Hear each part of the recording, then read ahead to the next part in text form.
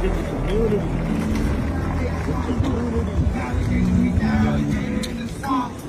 Here I go. Here I go.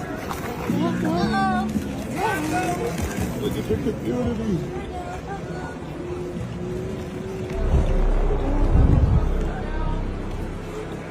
Look at the community.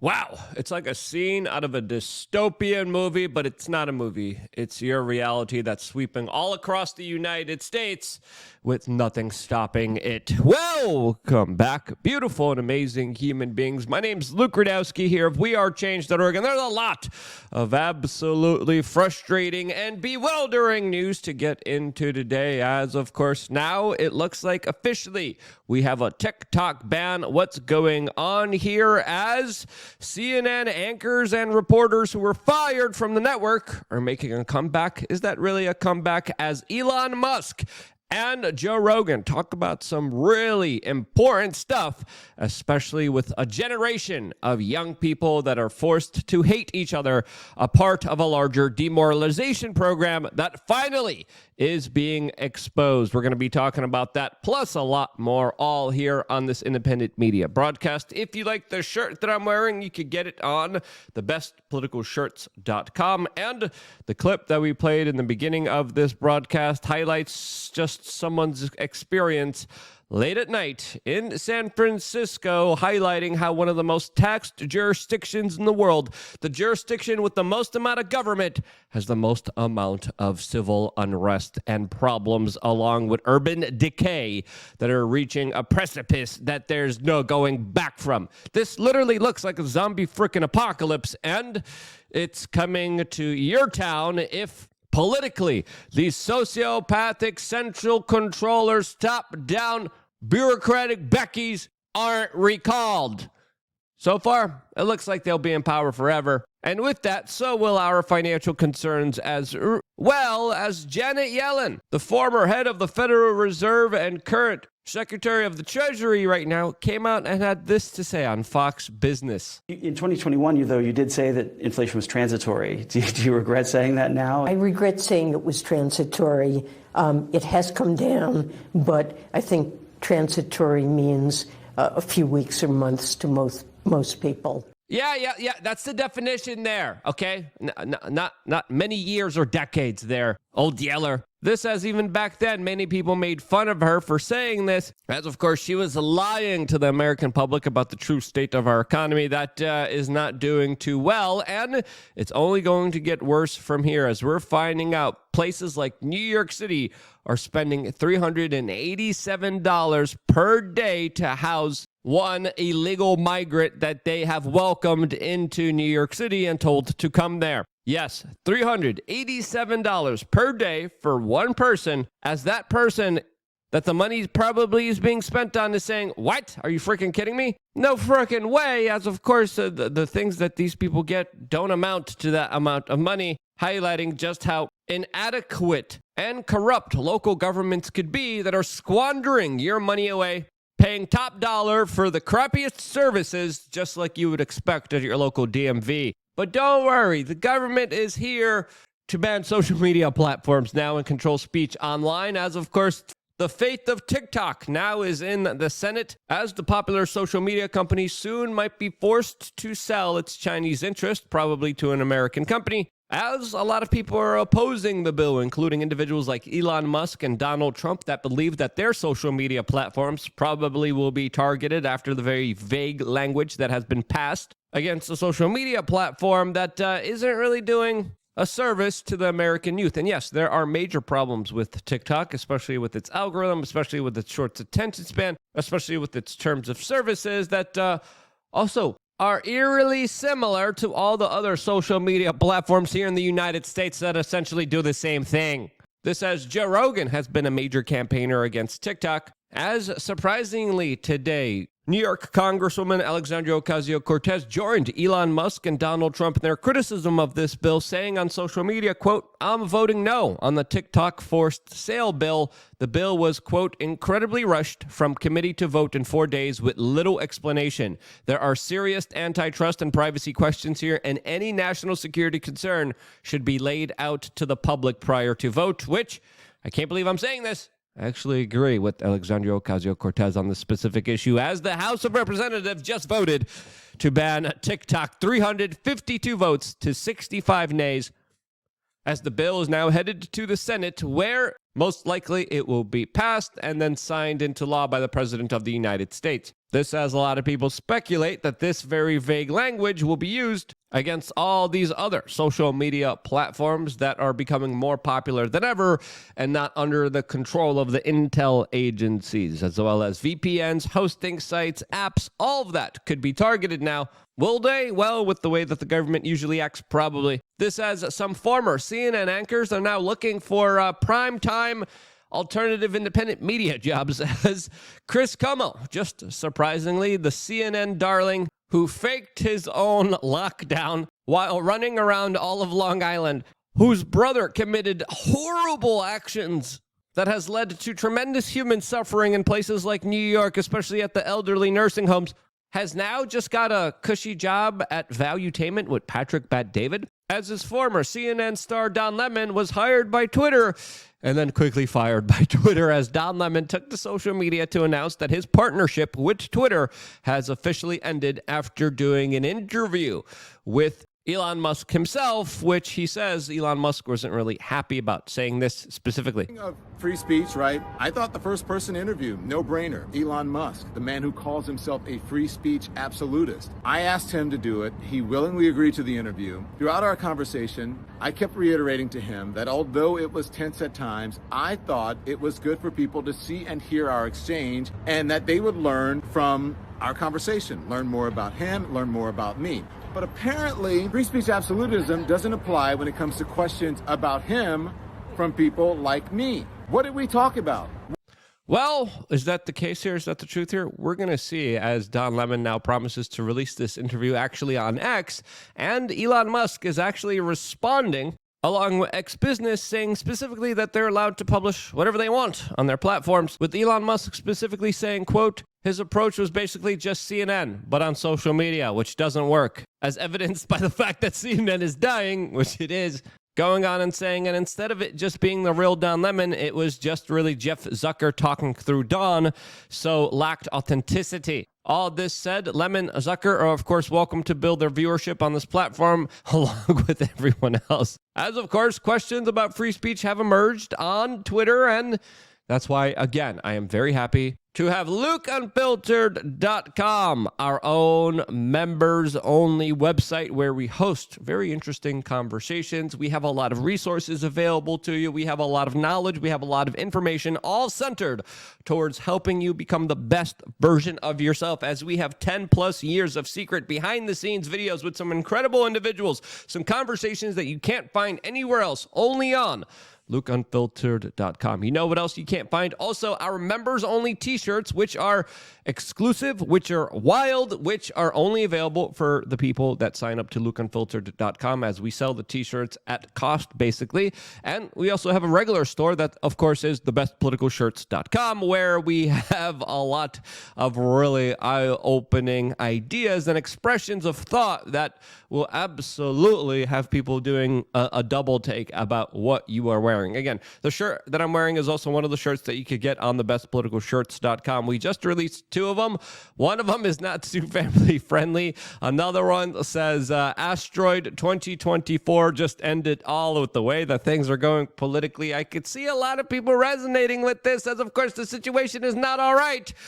And it's only going to get worse from here. But hey, at least we get to wear funny t-shirts and make people laugh, right?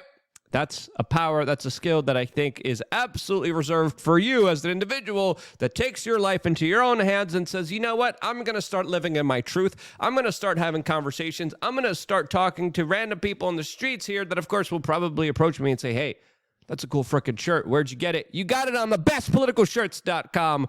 Get the shirts, get the hats, get all the wild, crazy ideas of expression here. As of course, to load up all the t-shirts that are available to you, you have to scroll down. At the top, we have the all-time bestsellers, and then we, of course, have the latest shirts. Just click load more, and you're able to see some really wild, crazy, incredible ideas.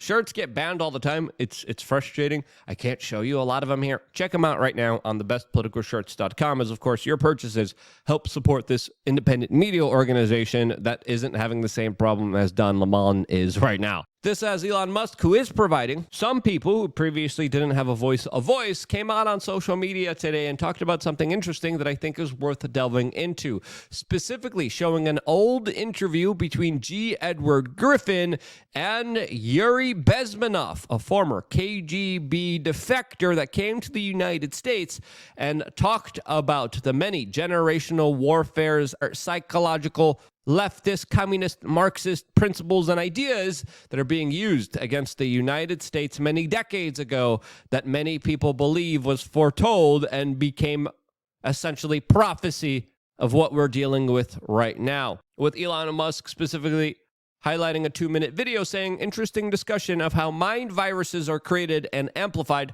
detailing the psychological implosion of American society. Ideological subversion is the slow process which we call either ideological subversion or active measures, активные мероприятия in the language of the KGB, or psychological warfare. What it basically means is to change the perception of reality of every American to such an extent that despite of the abundance of information, no one is able to come to sensible conclusions in the interests of defending themselves, their families, their community, and their country. It's a great brainwashing process which goes very slow, and it's divided in 4 basic stages. The first one being demoralization. It takes from 15 to 20 years to demoralize a nation. Why that many years? Because this is the minimum number of years which requires to educate 1 generation of students in the country of your. And I think it's fair to say, looking at the modern day curriculum that a lot of students here inside of the United States and a lot of the other Western parts of this world, they're being inundated with a lot of ideas, a lot of generated thoughts that are against their own people and their own country. With the overflow of information that we're dealing with on social media, this is absolutely the case when it comes to preventing people from even finding out what's really going on, other than an impulsive kind of safe hatred towards oneself. Yuri goes on here and says more. Exposed to the ideology of the enemy. In other words, Marxism-Leninism ideology is being pumped into the soft heads of at least 3 generations of American students without being challenged or counterbalanced by the basic values of Americanism, American patriotism. The demoralization process in the United States is basically completed already. For the last 25 years, actually it's overfulfilled, because demoralization now reaches such areas where previously not even Comrade Andropov and all his experts would even dream of such a tremendous success. Most of it is done by Americans to Americans, thanks to lack of moral standards. As I mentioned before, exposure to true information does not matter anymore. A person who was demoralized is unable to assess true information. The facts tell nothing to him. Even if I shower him with information, with authentic proof, with documents, with pictures, even if I take him by force to the Soviet Union and show him concentration camp, he will refuse to believe it until he is going to receive a kick in his fat bottom. When a military boot crashes his balls, then he will understand, but not before that. That's the tragic of the situation of demoralization. This, as I think it's fair to say, the boot of the Gestapo is hovering right around the ball sack of the American people, just waiting to do its bidding, castrating it and preventing it from moving forward or reproducing in any way, shape, or form, as Elon Musk also decided to take to Twitter and expand on some of the thoughts that he was expressing recently by saying, quote, teach a people to hate themselves and their history, and they are defenseless against mind virus. They can be reprogrammed with ease, and that's exactly what's happening here, as he also retweeted a video of Konstantin Kisin, who laid out the argument of how history is manipulated and how many Western thought leaders are told to hate themselves for its past that, of course, is easily manipulated, told in a way where people aren't told the truth and only told the worst aspects about their country, their society, their civilization, using specifically the case of the United Kingdom and slavery, which the United Kingdom spent a lot of monetary and human resources actually ending, as the sub-Saharan enslavement of Africans isn't really taught, isn't really discussed, even though it was far more demonstrable, even though it affected far more people, even though it took the lives of a lot more people. It's something that, of course, is not discussed in Western history books, as the youth are not all right. This, as the latest economic figures are highlighting how nearly 3 million young people are, quote, economically inactive and have kind of lost hope for society. This data specifically coming from the United Kingdom, showing how more and more people are not willing to work, not wanting to work, and don't really care about anything, as they're giving being a bum a new name, as they are seeing our current financial system more and more unjust, more and more unfair, and some people say they have a right to do this. Other people are saying that they're a byproduct of the communist and Marxist ideology that, of course, teaches people to take and not to give. While I think there could be a combination of both issues at hand here that should be addressed before an entire nation is doomed. As, of course, in the United Kingdom, some would argue the country is already lost, as, of course, individuals who commit thought crimes are put in prison for heavy sentences, and individuals who hurt women and small children in unspeakable ways are literally giving community service. This, as Elon Musk speaking out against the larger demoralization efforts, are absolutely key, as highlighted by Joe Rogan, who said that if it wasn't for X, that we would be absolute. The larger sentiments and thoughts from Yuri Bezmenov that many years ago warned us about this, as total control and total information now is at the fingertips of a lot of what Joe Rogan calls the Democrats, when in reality, it's the larger intelligence agencies that tell the Democrats what to do. Surprise, surprise, they also tell a lot of the Republicans what to do as well. And now with this larger TikTok ban, will they stop at TikTok? Probably not, as of course, power corrupts, absolute power corrupts absolutely. And that's something that Ray Kurzweil definitely, I don't think, understands here, as Joe Rogan even brought up the point of intelligence agencies spying on people's phones, which for some reason he didn't believe and decided to push back on continually, even though Joe Rogan made the point, like, yeah, these things are little spying devices that literally watch, track, database, and keep an eye on you every single time you move if the intelligence agencies want to know anything about you. As Elon Musk responded to the conversation between Joe Rogan and Ray Kurzweil by saying AI will probably be smarter than any single human next year. By 2029, AI was probably smarter than all humans combined, highlighting a very dangerous situation, a threat to humanity that, of course, is right on our doorsteps, as a lot of people don't like to talk about this. But when you have a superior intelligence, the lower intelligence life form is usually threatened. This, as Elon Musk also retweeted a clip from Joe Rogan, specifically talking about how he plans on to vote for Donald Trump, away from the Democrats, which are more connected to, of course, the intel agencies that are truly calling the shots here and probably using artificial intelligence, weaponizing it to do whatever they want to do with it. As, of course, they don't always have the best track record, especially when it comes to, Iran, Contra, MK Ultra, assassinations, government overthrows, corporate sabotage, working with the corporate media, laying out falsehoods in order to start wars based on lies. Yeah, those guys having artificial intelligence at their fingertips with Google and Facebook and Amazon that they're already working close with highlights a very troubling situation for all of humanity. And I think the threats we face, we can't even comprehend.